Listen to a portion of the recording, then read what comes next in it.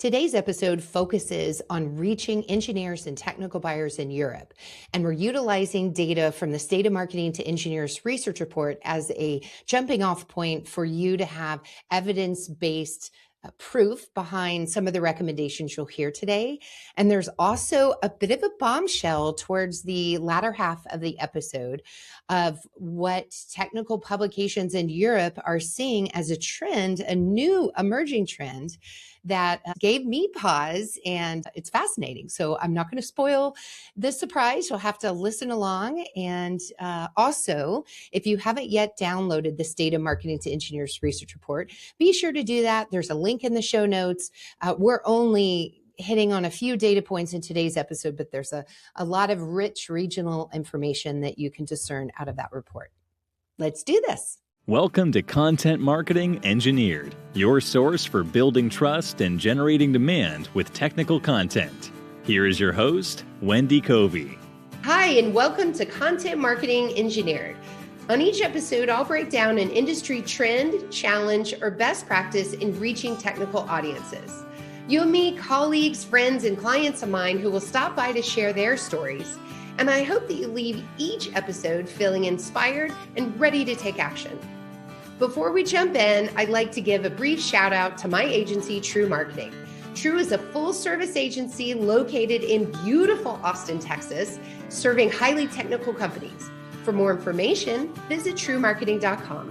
And now on with our podcast. Hey everyone, and welcome to another episode of Content Marketing Engineered. I'm joined today by Udo Bormann. He's the Senior Sales and Marketing Manager at Elektor and was a collaborator to True Marketing and Global Spec on our State of Marketing to Engineers Research Report. So great to see you again, Udo.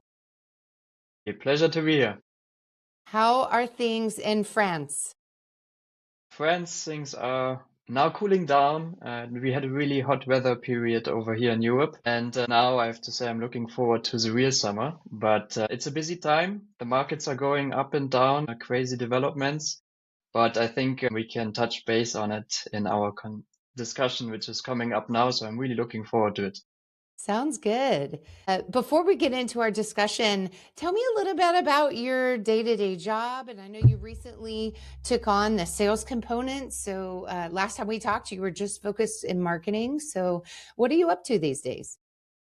Yeah, sure. I mean, I'm now with Elektor International Media since 10 years. And indeed, I did a big part of my career in marketing for Elektor, trying to find the best way to reach our readers, to reach engineers, to talk to also clients and try to bring forward the customer journey, make the whole marketing approach, like what's the buyer persona, what's their behavior, what are their target groups. So I think that was a great experience to build that all up on the way for Elektor, even though there was already a big part created, but marketing is evolving so quickly. So every day you have something new to implement. And yeah, and lately it changed a bit because, as you mentioned, I'm now also in charge for the sales team, which is, I think, a logical next step because usually those two teams work together. And it is always sometimes, some people say a burden, some people say a pleasure to work with each other. So we thought, hey, why not putting both teams together in one? Because then we understand each other much better and we can directly explain a bit better in an open way what marketing needs from sales and what sales needs from marketing in order to work together.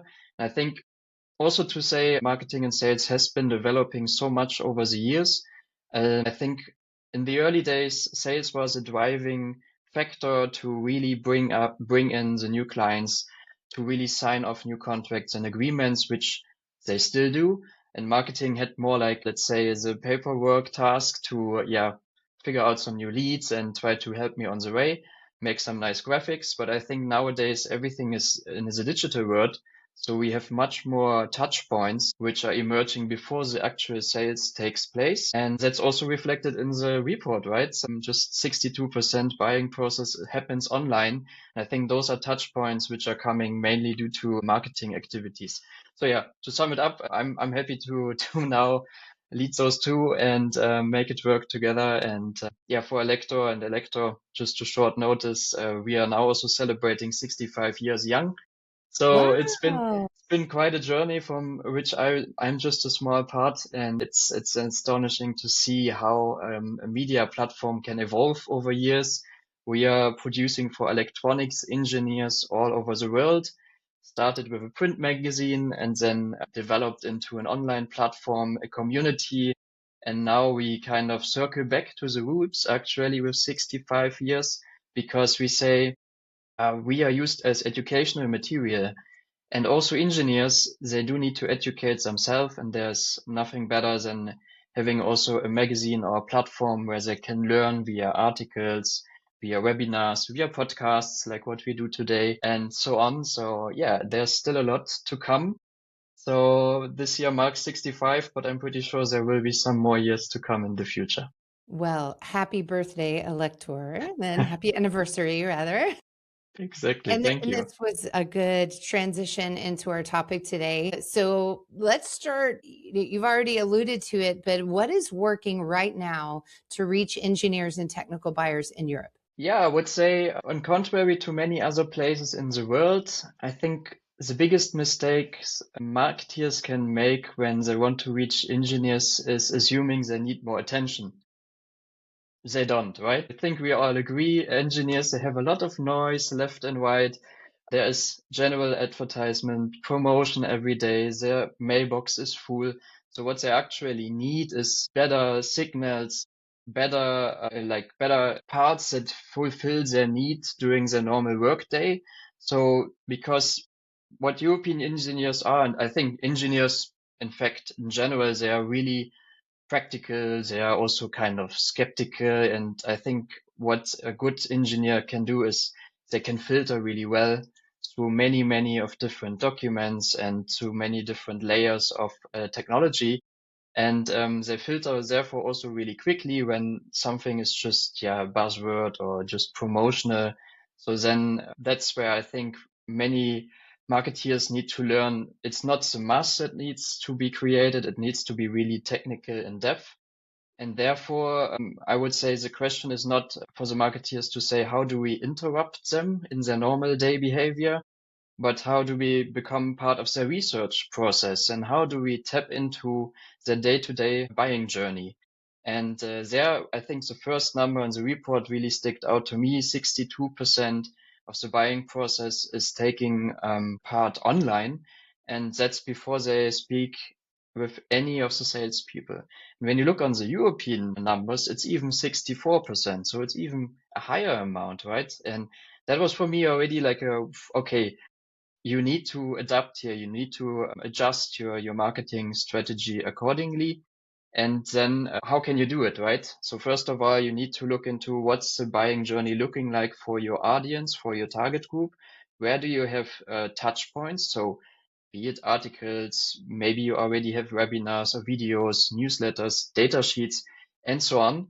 And then you have to see that what can you make better, or what can you maybe reduce, right? So that you really reach the people. And that's also what we see at Elektor, because we talk to electronics engineers on a day-to-day basis. And there we really try to understand or make them understand something or make to learn something, and that we do in a way that it's really practical. Because also a buying engineer needs to buy products for his company, which he needs to implement in their normal processes. So without this deep expert knowledge, he can't really know if the product is a good fit or not.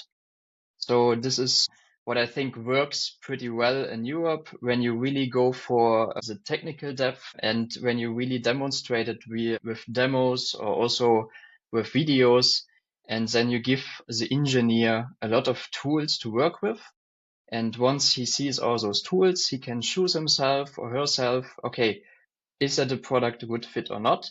And most of the time, if you show those in-depth content items, then the engineer is saying, okay, I need to contact this company because I'm really convinced by their technology, by their service. And then I think it comes to the question, okay, what is the part of sales now? I think sales is now also important to know that, yeah, we need to not just pick up the phone or not just call the client and say, hey, here's my pitch for my company and that's what we do. No, I think you have to keep this number in mind. 64%. This is a lot, right? This is something, it's almost 2/3 of every entry you get. And they know everything about you, basically. They know your pricing most of the time, your market, your competitors even. So now what you have to do in sales is you have to show the people, okay, how do we differ? How are we different? Mm-hmm. Show some proof, right? Show some real working examples. And I think this is the missing angle, and that makes sales even more important, I think, to have the right salespeople on board who really find directly the match of, okay, I see in my contact database, they have looked in this website, they have participated in this webinar, and now I know this is their knowledge degree, and that means I have to add this or that information in order to convince them fully. And this is, I think, a really important key aspect which you see in the research and therefore needs to be executed in the European market. And the other point in there was social media. I know when the social media, when we started, when was it, 3, 4 years ago? I don't remember when we worked together the first time. It was also the question, should we implement it or not? Because is it really B2B? And now that's not even a question anymore. Everyone No, is it's on not. LinkedIn. Everyone is on different platforms. And why? Because engineers are also there and they also want to look into YouTube videos. They want to look and follow experts on LinkedIn and get their knowledge from those platforms. And when it comes to what differs, I think GitHub is still the number one differentiator when you want to go to the European market because they really stick out with over 70% of the engineers using it. And this is also showcasing the mindset of European engineers might be still a bit different than the rest of the world. I don't know why. Maybe we are more pragmatic or more artistic. I don't know. But in the end of the day, those show that they want to have a practical approach. They want to see proof, and GitHub gives them the proofs they need. You can see the source code. You can also see the implementation projects. It's an open system where everyone has access to. So it's a trusted technical source for engineers in Europe. And I think if you keep those things in mind, see what your customer journey looks like, your buyer engineer journey, see where you maybe have some dark corners which you don't fulfill yet. You have to ask yourself, do it yourself, right? Do you have the experts and the team that can make, for example, a YouTube channel or a webinar? And if you don't have it, well, go out there and have a look, because another part is in the research, the content sources. And there we saw, I think CJ mentioned it, I think last time in your podcast, I've seen that for the first time, if I'm not wrong, correct me if I'm wrong, but I think he said for the first time, technical publications were on top even before the render website itself as the Correct. most sourced information. Yeah. And this is, I don't know, it's a crazy trend, right? When you think about it, it's like a bit obscure because we live in times where you have so many channels. And what happens is people circle back to, trust in the end of the day, because you need to be trusted in order to be read. And AI is something they don't trust yet so much. And I think that are some learnings you have to keep in mind when it comes to the question how to engage with Europeans nowadays. Yeah.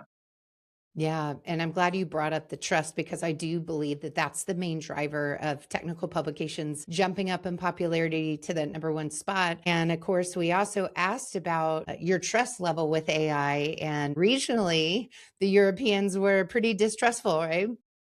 Yeah, exactly. So that's also what surprised me again this year. Last year we made a bit the prediction to say, hey, what happens with AI and the trust level? Because it was, I think, 4 out of 5 in last year report. And this year it jumped to 5. We can't really call it a jump, but you see it's growing, but it's still not really as high. And in Europe, it's only 3.7 out of 10 who trust generative AI answers.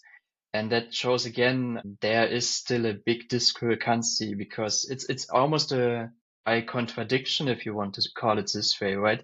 Because one part of the research, and I like this question as well, that surprised me. That's why it was so surprising. We say on one part, AI usage is growing, because we asked this question as well. You asked the question, of course. And in the end, 69% said they use generative AI during the whole purchasing process. which again, it's more than 2/3 of the audience uses it.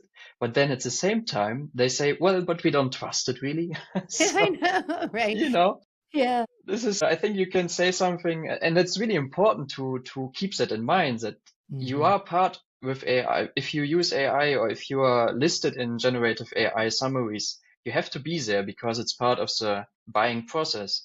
But on the other hand, the trust there is still really limited.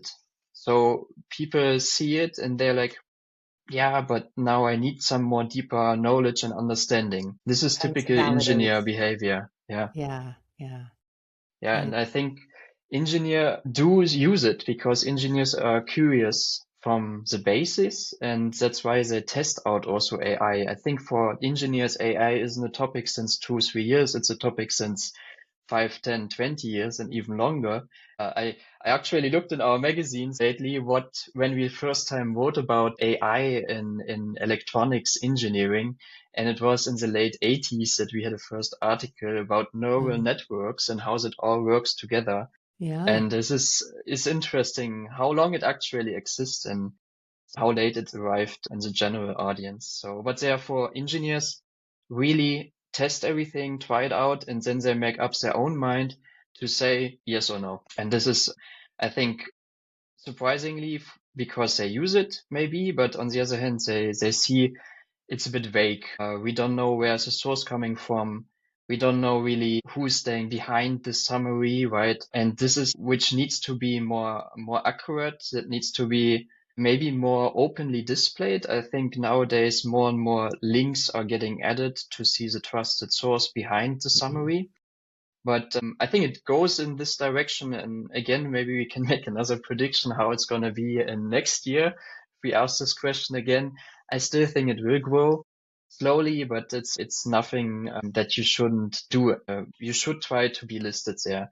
yeah. And this is also something it's for marketeers, I think, another new source of traffic, another new source of lead generation, but that makes it also inspiring, right? You have always something new to figure out. How can you be listed there? How can your company be there? And this is yeah, how can you do it? I think how we do it is we try to always make it in a way that it's structured, that it's accurate, that it's credible, so that you always have quotations, that you have an FAQ at the end of the article, because that are information that are easily picked up by those AI models. And then if you continuously doing that, then of course the traffic share is getting bigger and bigger from AI sources. And yeah, that was one surprise. And the other one was all about brand familiarity.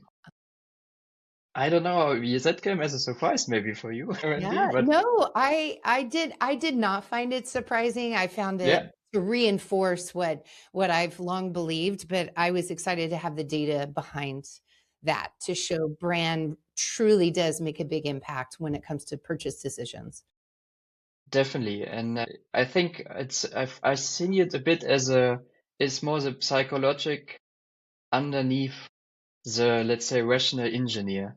So I think maybe I like to explain with a small example. If you imagine you just walk into a bar and the bar is completely full and there are like, let's say, 2 seats available.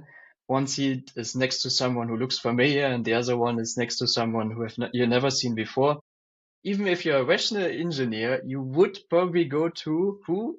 The one Yeah. that you know. And this is, I think, the effect of branding. A brand that you have seen before, where you automatically in your conscious you just say, oh yeah, okay, they're reliable, they're gonna make proper documentation, they're gonna help me out, they will be available if needed. And most of the time, I think salespeople and also marketing people, they still have to report to someone above. And, if they can say, hey, this one is someone I know and I already worked with, it's a brand that is really familiar to me, then they get more often the budget and the green light. Yeah. It's not Yeah, because rational to do so, right? right. And if you think about the engineer often needs to make really important decisions that impact, whether your car is safe, for example. And so going with that trusted brand is just less risk, I think, or less perceived risk. And I like your analogy about the bar, and I'll answer it with another analogy. Have you Okay, ever heard a company say, well, we have to go to that trade show because if we're not there, people think our company's in trouble or we're going out of business. And even though we don't really like the leads, we're afraid of the perception of not being there. And that's another brand great thing, one. right? That's definitely fitting really well to this. And yeah, I think you can make many analogies and many stories which are explaining it. But as you said at the beginning, Brent, it's just representing the reality as well. I mean, 70% wouldn't have said that or wouldn't have chosen those answers if they don't really truly believe in it.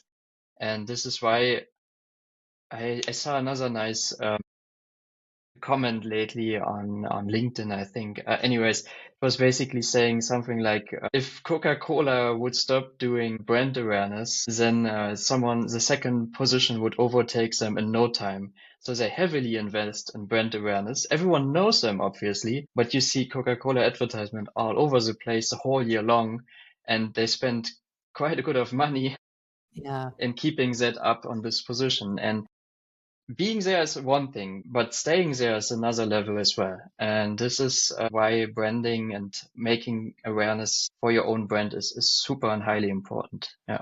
Point. I want to circle back to something you talked about earlier, which was the buyer's journey, so much of it being conducted online, and then sales being aware of all the activity that engineer has done before they land at their doorstep so that they can continue the conversation rather than supply information that the person already knows. Are there other ways in which you're encouraging your sales team to get involved in that first 62%? Or in Europe's case, I guess it's higher, right? 64?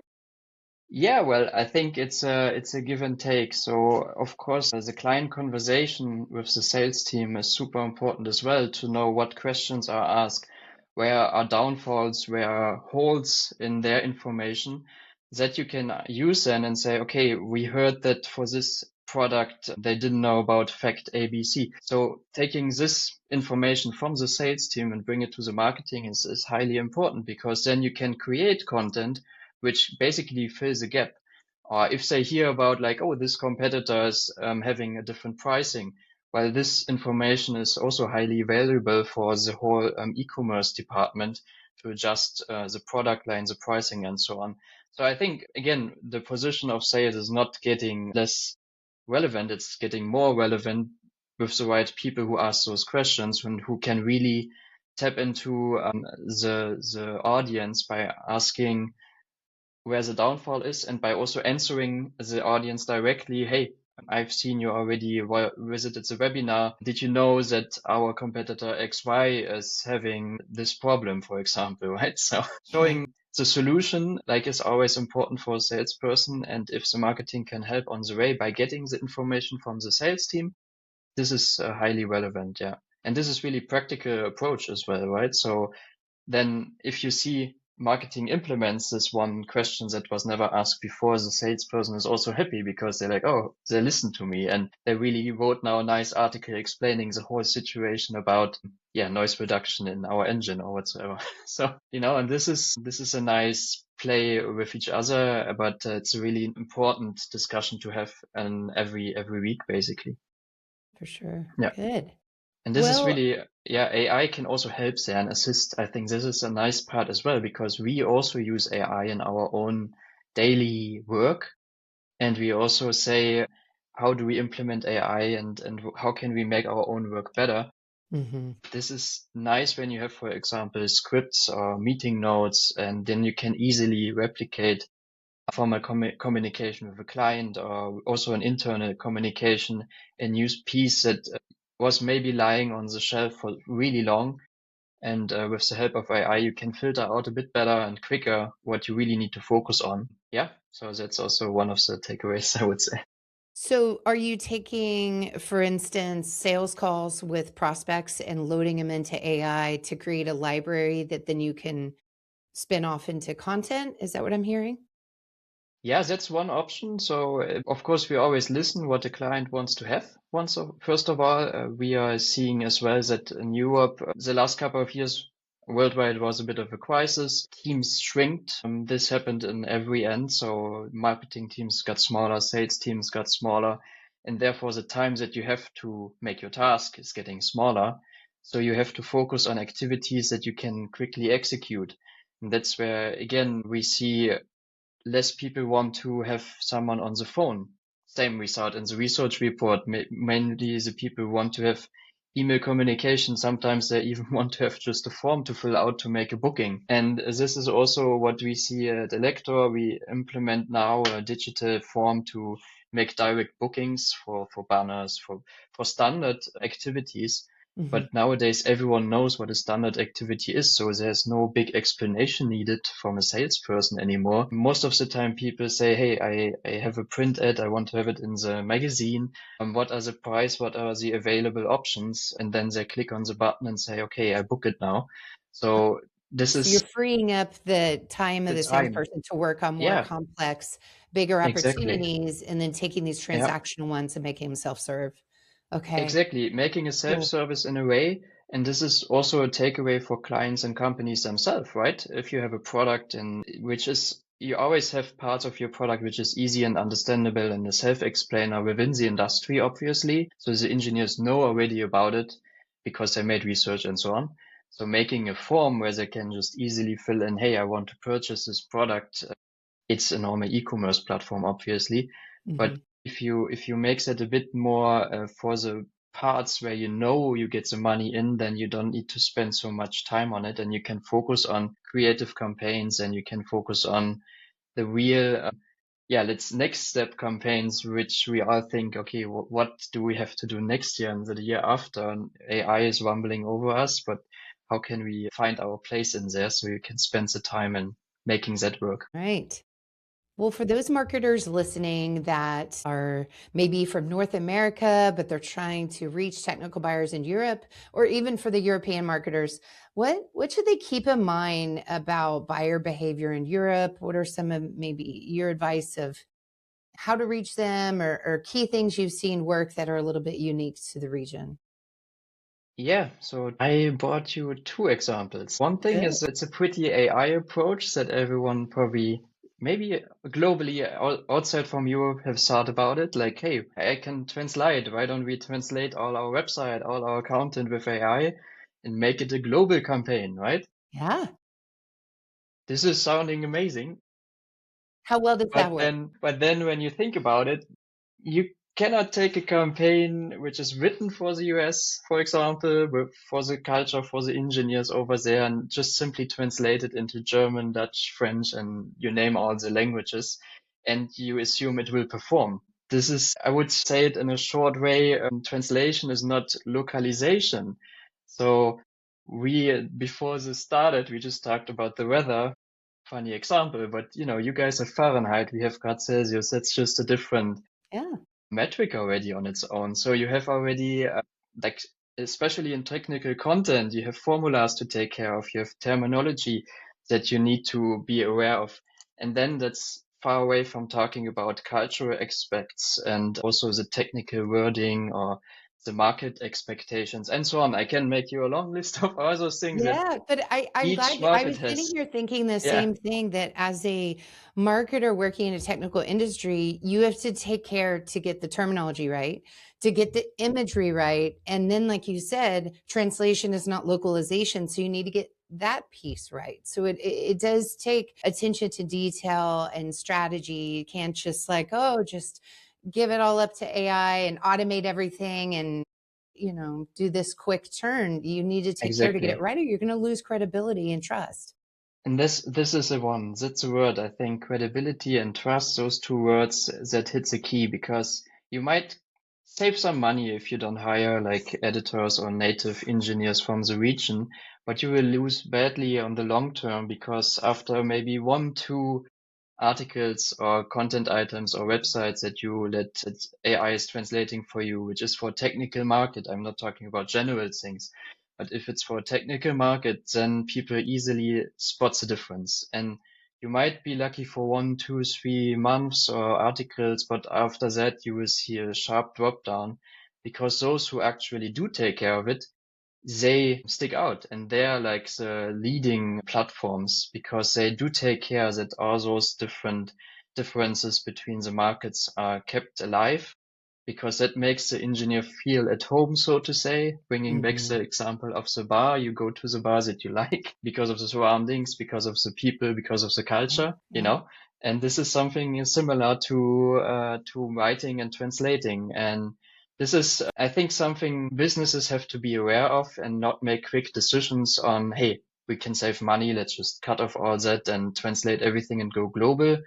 I think most of the marketeers know that, of course, but you have to constantly not fight, but constantly discuss and communicate that we need to always have a proof read. We need to always have someone verifying and making sure that whatever we bring out there in a translation is correct and is on top and on the spot. And yeah, that's again the second example that I brought to you taps into that, because I was last week, no, 2 weeks ago, on a conference from German trade publications. There's an interesting development. This is happening every year. It's kind of a fall back, look forward situation, what's happening in the market with trade publications. And 6 years ago, when I was there was a big topic, print is dead, go digital. This was one of the big claims back then. And everyone started to make digital content, which was really successful back then. Now the claim is basically AI is here, print comes back and is going to be the number one trusted platform. Really? That Print? was really like interesting because let it sink in. You're like, you have the opportunity to go everywhere. Like you have so many thousand channels, but what's happening now in the market with engineers is it's just too much content. It's probably too many sources It's too and noisy. too noisy. We don't know what to trust. And that's where a print magazine, you can just take it in your hand and then just say, hey, here it's written, that's verified, that's double checked, and I trust this source. And Fascinating. this is something that was discussed over there, that everyone sees a rise in trust publications simply due to the fact there's no time, but there's too much noise. So they have to focus on what is high quality trust sources. And that's where trade publications are back in the game, so to say. So yeah, Wow. for I think marketeers working for companies, look into what kind of trade publications are out there in your business, in your area, and get to them and reach out to them, because they can really help you to become a trusted medium or a trusted product, a trusted company. Because again, our readers, for example, they read the whole magazine, and everyone who's listed there is basically directly proof. Like, okay, they're good. They're in their domain, the number one company or one of the trusted companies. Because otherwise they wouldn't also make it in the magazine. The editors have a hell of a job to make this filtering for the reader in the end of the day. Yeah, they So, do. but this is also an interesting, different development, right? Very So, interesting. Would you advise manufacturers and other types of companies to also revert back to some printed publications that they send out, yeah, of course. This is exactly following the the same advice you logic? should do. Yeah. So if you have the capability to do that yourself, I think there's no harm in trying it out. Of course, the paper price raised in the last couple of years as well, but what didn't raise in costs?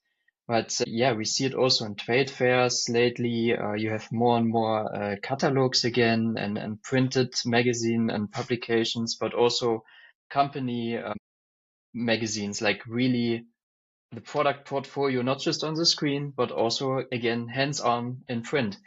And this is something definitely to look into again. It might just be a small trend that is active right now, and next year again, it just flattens off Never because we know. have the next big thing coming up. Who knows?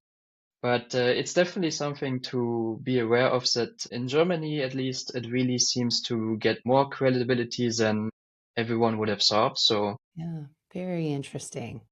look Good, into good. it. Well, Yeah. Udo, we're running out of time here, but before Yeah, we busy. go, I guess two things. One, is there anything we didn't cover today or any parting advice you have? And then also, how can people reach you and learn more about Elektor? Yeah, I think the research itself is so condensed with information. Now we just talked about 3, 4 points, not even probably. I think advice is download it if you haven't done it yet, the report. It's really valuable. And I can also say from those results, I see that in the industry, it's really happening, the answers, and also what I hear from clients and from our own audience, they really prove that as well, that those facts are real. So definitely, if you're in contact with engineers, it's a must read. Yeah, another thing to say is basically don't trust and rely 100% on AI. Use it, implement it, but then make sure that you can verify whatever AI talks about your company so that you have proof. And then if you do that, I think you're on a good setup.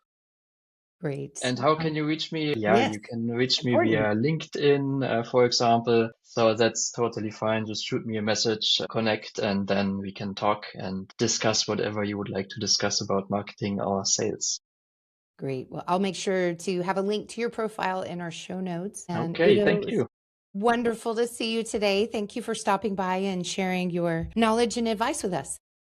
Yeah, thank you, Wendy. Thanks for joining me today on Content Marketing Engineered. For show notes, including links to resources, visit truemarketing.com/podcast. While there, you can subscribe to our blog and RA newsletter and order a copy of my book, Content Marketing Engineered. Also, I would love your reviews on this podcast. So please, when you get a chance, subscribe and leave me your review on your favorite podcast subscription platform. Thanks and have a great day.